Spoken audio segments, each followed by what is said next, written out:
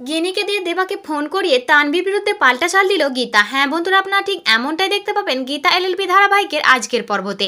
তানভীর ভাড়া করা ছেলেটিকে গিনি ফোন করে বলে, আমি বুঝতে পারিনি তুমি আমার জীবনে আবার এভাবে ফিরে আসবে। আমি বুঝতে পেরেছি তুমি আমাকে খুব ভালোবাসতে, আর আমিও তোমাকে পাগলের মতো ভালোবাসি। আমি সব কিছু ছেড়ে দেবো, আমি সাত্ত্বিককে ছেড়ে দেবো, মুখার্জি বাড়ি ছেড়ে দেবো। তুমি আমাকে যেখানে রাখবে আমি সেখানেই থাকবো।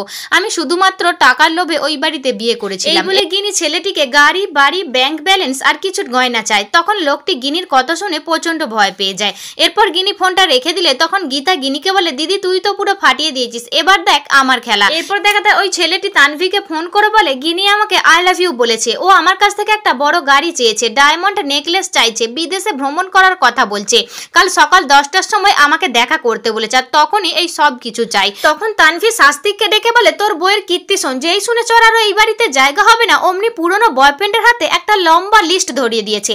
তারপর তানভীর ওই ছেলেটিকে বলে, গিনি যা যা চাইছে আমি তাই তাই ব্যবস্থা করছি, তুমি শুধু ওর চোখে লোভ ধরাও, ওর প্রত্যেকটা মুহূর্তের ছবি তুমি এভিডেন্স হিসেবে জমা রাখো, একদম তুড়ি মেরে কোর্টে কাজ হয়ে যাবে।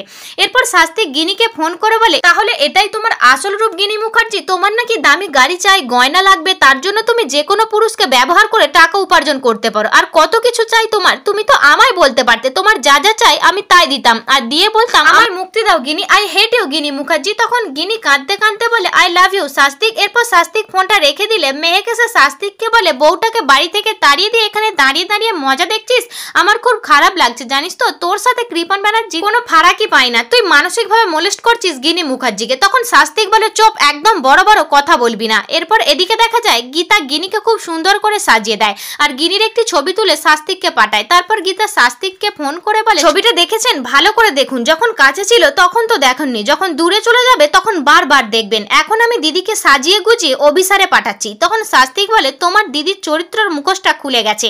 তখন গীতা বলে, হ্যাঁ মুখোশ তো খুলবে, কিন্তু মুখোশটা কার খোলে সেটাই বড় প্রশ্ন। তো বন্ধুরা, ভিডিওটি কেমন লাগলো কমেন্ট করে জানাবে।